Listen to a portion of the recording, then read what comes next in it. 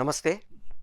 Shaft academy of media arts చలనచిత్ర దర్శకత్వంలో శిక్షణ కార్యక్రమానికి స్వాగతం. నేను మీ డాక్టర్ చిలకమరి నటరాజ్. డిస్కస్ చేసుకుంటాం. ఇప్పుడు ఇందులో ఏంటంటే కాస్ట్యూమ్స్, ప్రతి సీన్ నెంబర్ 1 ఆ క్యారెక్టర్ ఏంటి, జిస్ట్ ఆఫ్ ది సీన్ ఏంటి, క్యారెక్టర్ ఏంటి, ఆ క్యారెక్టర్ తాలూకు మేకప్ ఏంటి, ఇవన్నీ మనం ప్రతి క్యారెక్టర్కి మేకప్ రాసుకొని మనం ఒక డైరెక్షన్ డిపార్ట్మెంట్లో పనిచేసే వాళ్ళుగా డైరెక్టర్గా మనం ఎనలైజ్ చేసుకుంటాం ఈ క్యారెక్టర్కి ఎలా ఉంటే బాగుంటుంది. ఆ తర్వాత ఈ ఈ దీన్ని ఎగ్జిక్యూట్ చేసే ప్రాసెస్ ఏంటి, 2 స్టేజెస్ ఉంటాయి. ఫస్ట్ స్టేజ్లో మనకేం కావాలో మనం డిసైడ్ చేసుకోవడం, సెకండ్ స్టేజ్లో మనకేం కావాలో ఎలా ఎగ్జిక్యూట్ చేసుకోవాలో ప్లాన్ చేసుకోవడం, దాన్ని వర్కౌట్ చేసుకోవడం. సో ఈ సెకండ్ స్టేజ్, ఫస్ట్ స్టేజ్లో ఏమేం కావాలి, అసలు క్యారెక్టర్ మేకప్ కావాలా, స్ట్రైట్ మేకప్ కావాలా, ఎఫెక్ట్స్ కావాలా, ఇవన్నీ మనం డిసైడ్ చేసుకున్నాం. ఇవన్నీ రాసుకోవడం ఎందుకు, పర్ఫెక్ట్గా సెట్ చేసుకోవడం ఎందుకంటే మనం ఫస్ట్లో మాట్లాడుకున్నాం 5 పీస్ ఆఫ్ ప్లానింగ్ గురించి, ఒక మాడ్యూల్లో డిస్కస్ చేసుకున్నాం. ఎంత పర్ఫెక్ట్గా మనం ప్లానింగ్ చేసుకోగలిగితే దాని ఎగ్జిక్యూషన్ అంత పర్ఫెక్ట్గా అవుతుంది.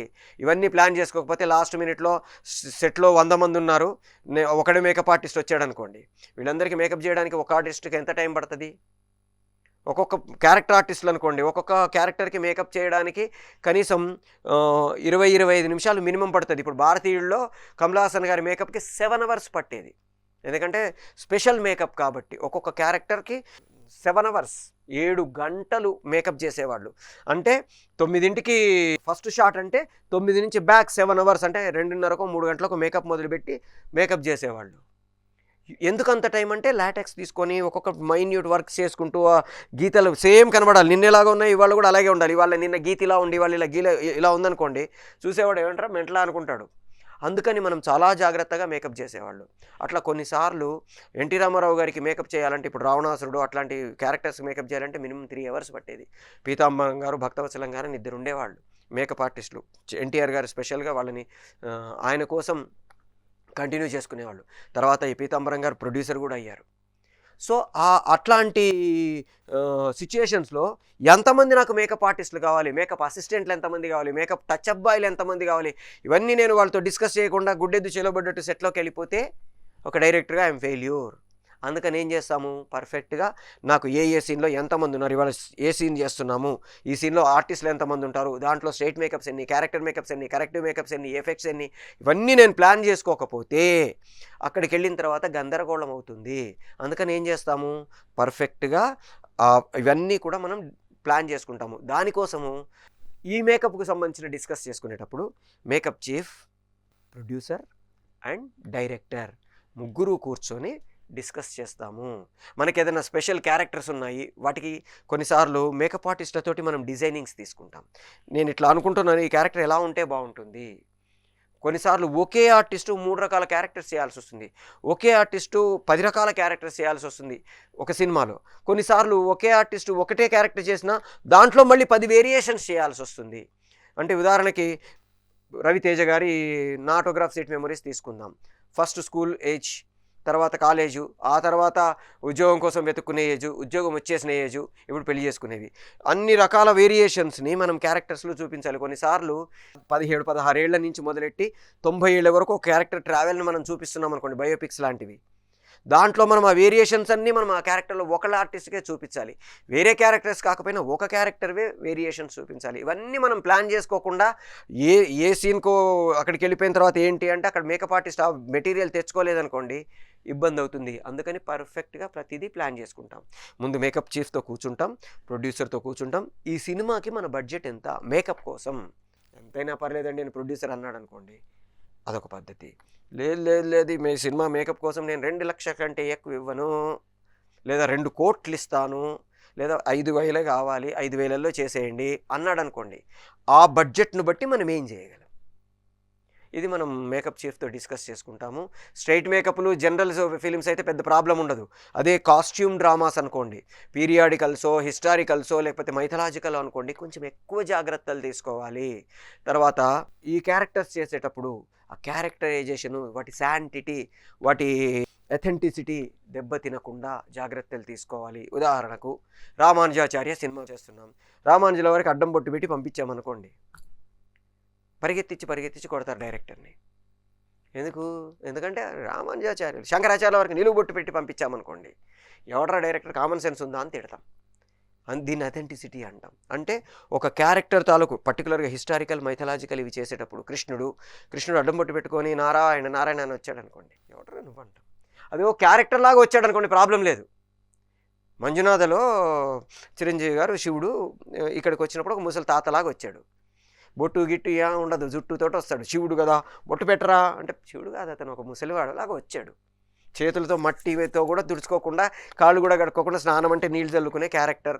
మంచిగా నీట్గా బొట్టు పెట్టి అన్ని బొట్లు పూసి తీసుకొచ్చామనుకోండి, స్నానం చేసే లోపలరా భోంచేద్దు కానీ అంటాం. ఈ డ్రామా అంత ఉండదు. నేను బతుకున్నంత వరకు నా ఇంట్లో అడుగు పెట్టకు అనేంత డ్రామా ఉండదు. ఆ డ్రామా కావాలి కాబట్టి ఆ క్యారెక్టర్ అలాగే ఉండాలి. సో ఆ క్యారెక్టర్ స్పెసిఫికేషన్స్ని బట్టి మనం మేకప్ చేయించుకుంటాం. కాబట్టి ఏం కావాలి నాకు ముందు నేను పర్ఫెక్ట్గా డిజైన్ చేసి పెట్టుకుంటే దాన్ని నేను ఎగ్జిక్యూట్ చేసుకుంటాను. సో దానికోసమని నేను ఒకసారి మేకప్ చీఫ్తో కూర్చొని డైరెక్టర్గా మొత్తం సినిమాలో ఎన్ని క్యారెక్టర్స్ ఉన్నాయి, ప్రతి క్యారెక్టర్కి ఇంక్లూడింగ్ జూనియర్ ఆర్టిస్టులు. కొన్నిసార్లు జూనియర్ ఆర్టిస్టులకే ఎక్కువ మేకప్ చేయాల్సి ఉంటుంది. ఇప్పుడు బాహుబలి లాంటి సినిమా అనుకుందాం. బాహుబలి సినిమాలో ఇటు కాలకేయులు ఉన్నారు, ఇటు మహిష్మతి సైనికులు ఉన్నారు. ఇద్దరికి బంచ్ అందరికీ మేకప్ చేయాల్సిందేగా. అయితే కాకపోతే ఏంటంటే వీటిని గ్రూప్ మేకప్ టెక్నిక్స్ అంటాం. 4 బకెట్లు పెట్టుకుంటాము, 4 బకెట్లలో 4 కలర్లో అవి నింపి పెట్టుకుంటాము. ఒక బకెట్లో బ్లాక్ కలర్ పూసి ఉంటుంది, కాలకేయుడు వచ్చి నిలబడతాడు, 2 బ్రష్లు ముంచుతాము, దుమ్ పూస్తాము, పక్కకు బాగుంటాము. ఆ పక్కన 2 వైట్ బ్రష్లు ముంచుతాడు, ట్రియం అంటాడు, పో అంటాడు. వాడు మూడోవాడు ఇంకోటి ఏదో పెడతాడు, పో అంటాడు. ఎందుకని? ఒకళ్ళకో ఇద్దరికో అయితే మేకప్ చాలా జాగ్రత్తగా చేసుకుంటాం. కొన్ని వందల మందికి చేయాలి, దాదాపు రోజు 700-800 మందికి ఈ మేకప్లు చేసేవాళ్ళు బాహుబలి సినిమాలో. అంత ఈజీ కాదు కదా. 700 మంది ఒక్కొక్కడికి ఒకళ్ళు చేస్తే, అంటే మొత్తం 4 మేకప్లు ఒకళ్ళు చేస్తే 2 నిమిషాలు. 700 × 2 అంటే 1400 నిమిషాలు అనుకుందాం. ఎన్ని గంటలు? ఈ మేకప్లకి అన్ని గంటలు పోతే అందుకని ఏం చేస్తాం? ముంచామా పంపామా ఒక్కొక్కళ్ళకి టపక్మని 4 సెకండ్లలో అయిపోతుంది. 1 సెకండు, 2 సెకండ్లు, 3 సెకండ్లు, 4 సెకండ్లు వేసాడు, పక్కకు జరిగాం. సో అట్లా మనం ప్లాన్ చేసుకోకుండా అక్కడికి వెళితే కంపోద్దు. అందుకని మేకప్ చీఫ్తో కూర్చొని మొత్తం టైప్స్ ఆఫ్ క్యారెక్టర్స్, అంటే లీడ్ క్యారెక్టర్స్ ఏమున్నాయి, అంటే ఖచ్చితంగా వీళ్ళకి జాగ్రత్తగా మేకప్ చేయాలి అనుకున్న క్యారెక్టర్లు కొన్ని తోసేయచ్చు. జస్ట్ పౌడర్ పఫ్ అంటాం, అంటే మొహానికి ఒక తడిగుడ్డ తుడిచేసి థియేటర్ పౌడర్ కొట్టేసి చల్ పో అంటాం. టచ్అప్ చేసి పంపిస్తామంతే. ఎందుకంటే ఫస్ట్ అనుకున్నట్టు కెమెరా ముందుకు వెళ్ళాలంటే మనం ఆ లైట్కి రిఫ్లెక్షన్స్లో వాడి ఎక్స్ప్రెషన్స్ గుంపులో ఉన్నా సరే, విడిగా ఉన్నా సరే, ఆ క్యారెక్టర్స్ కనబడాలి కాబట్టి ఆ మేకప్ లేకుండా పంపించకూడదు. కాబట్టి ఒట్టిగా టచ్అప్ చేసి పంపిస్తూ ఉంటాం.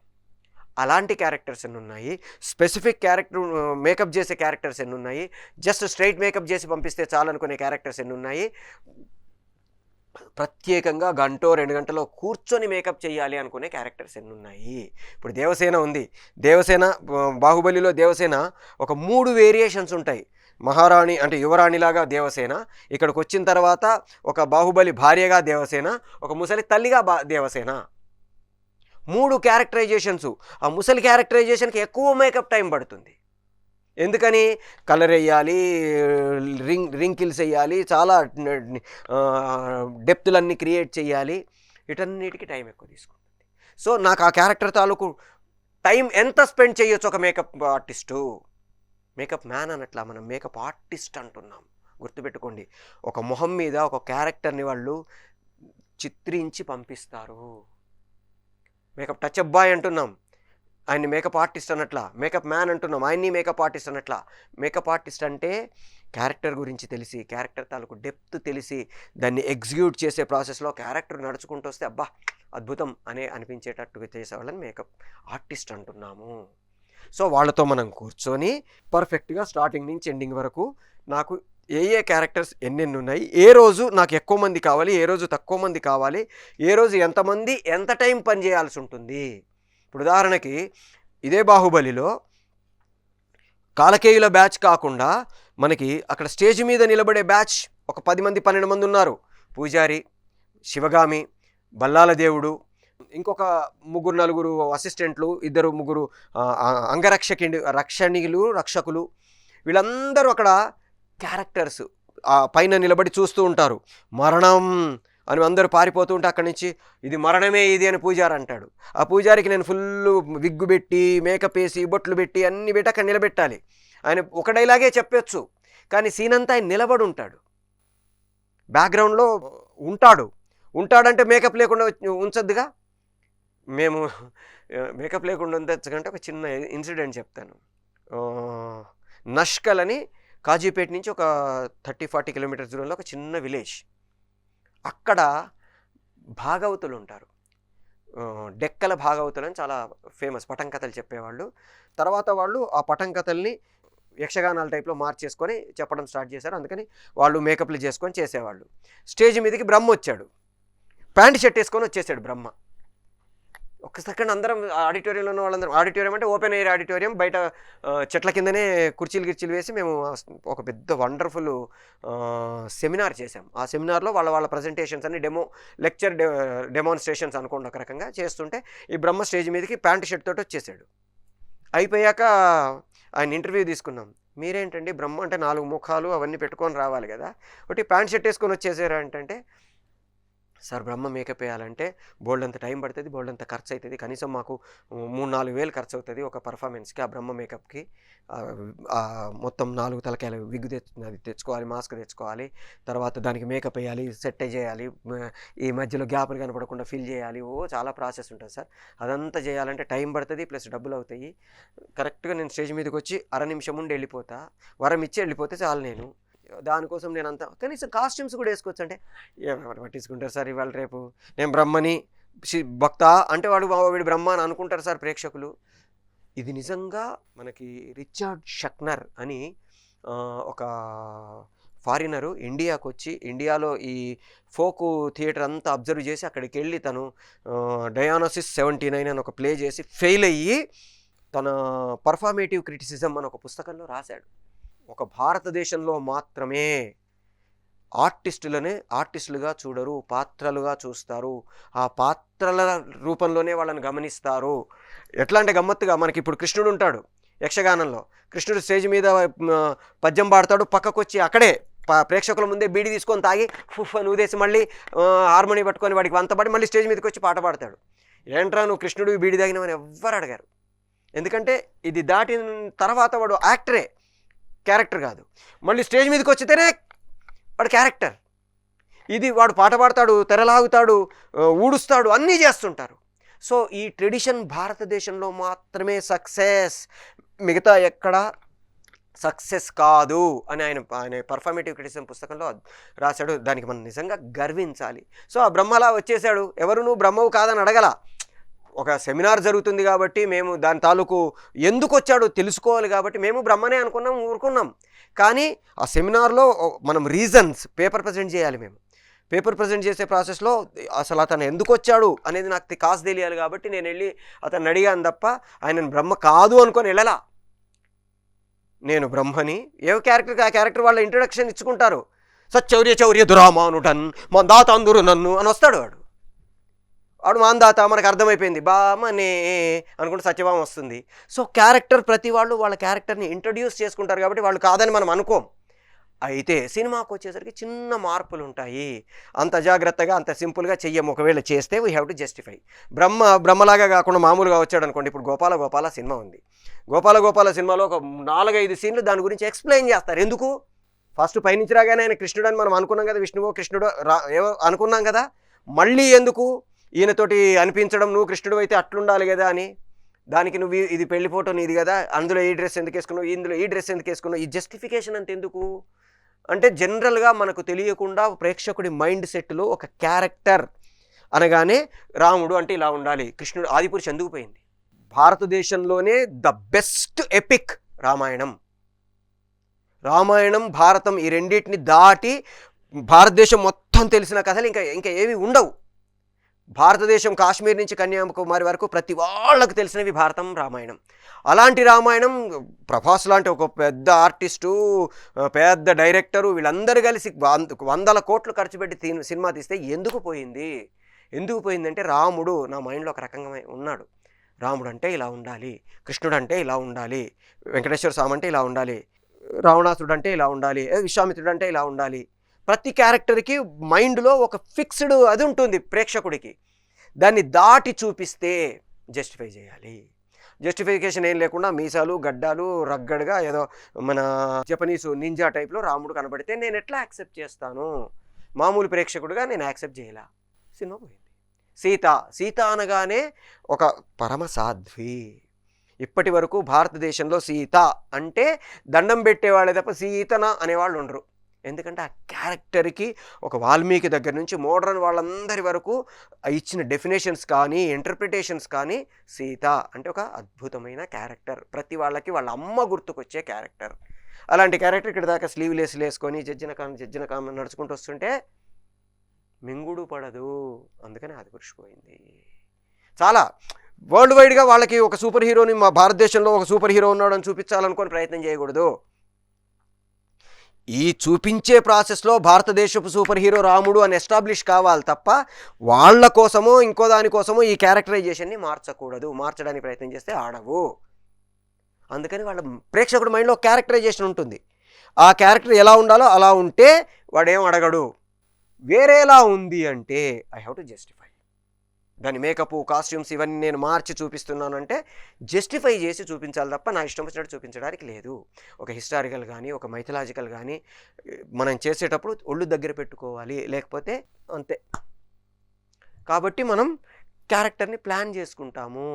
దానికి ఏం మేకప్ కావాలి, మేకప్ చీఫ్తో ఎంత బడ్జెట్ ఉంది, ఆ బడ్జెట్ 100 రూపాయలే ఉందనుకోండి, 100 రూపాయల్లో ఏం చేయొచ్చు గుర్తుపెట్టుకోండి. ఒక డైరెక్టర్గా 2 రూపాయల్లో చేయగలము, 2 లక్షల్లో చేయగలము, 2 కోట్లలో చేయగలము. ఏదైనా సరే మనం లాస్ట్లో టెక్నికల్ ఆస్పెక్ట్స్ గురించి ఒక 2 మాడ్యూల్స్ 3 మాడ్యూల్స్ డిస్కస్ చేసుకుంటాం. ఒక బాంబు బ్లాస్ట్ కావాలి, దీన్ని నేను 15-20 రూపాయల్లో చేయగలను. అదే బాంబు బ్లాస్టు ఒక 50,000-60,000 పెట్టి చేయగలను. అదే బాంబు బ్లాస్ట్ ఒక వ్యాక్యూమ్ పెట్టి ఒక కార్ లేపి బిల్డప్ ఇచ్చి చేయగలను.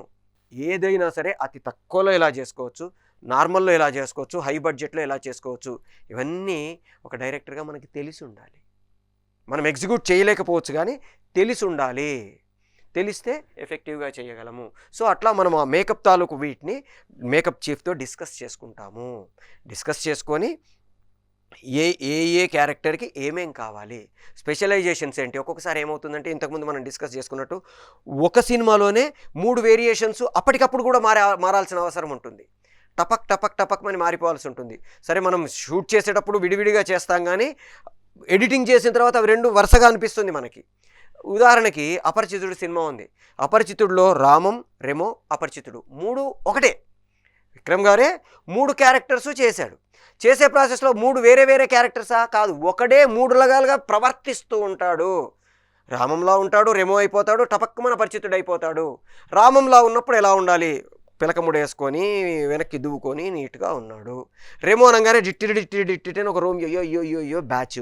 అపరిచితుడు అనగానే ముందుకేసుకొని నూడిల్స్ లాగా పెట్టి మధ్యలోంచి డిట్టి చూడాలి. కామన్గా ఏం చేస్తే ఈ 3 క్యారెక్టర్స్ ఒకలాగా అనిపిస్తాయి కానీ ఒకలాగా ఉండవు. ఇది మేకప్ ఆర్టిస్టును డైరెక్టర్గా డిస్కస్ చేసుకుంటాము. ఈ పిలక లేకుండా ఒకేసారి 3 చూపించమనండి, ఆ జుట్టు లేదనుకుందాం, మామూలు ఇలాంటి క్రాఫ్ అనుకోండి, ఆ 3 క్యారెక్టర్ల మధ్యలో వేరియేషన్ చూపించమనండి, బ్రహ్మదేవుడికి కూడా అవతారం కాదు. అందుకని మేకప్ ఆర్టిస్టు తర్వాత డైరెక్టరు కూర్చొని దాన్ని ప్లాన్ చేసుకున్నారు. ముడి పెట్టచ్చు, ఓపెన్ చేయొచ్చు, ముందుకెయ్యొచ్చు. జుట్టుతోటి 3 క్యారెక్టరైజేషన్స్ చూపించడం అనేది నిజంగా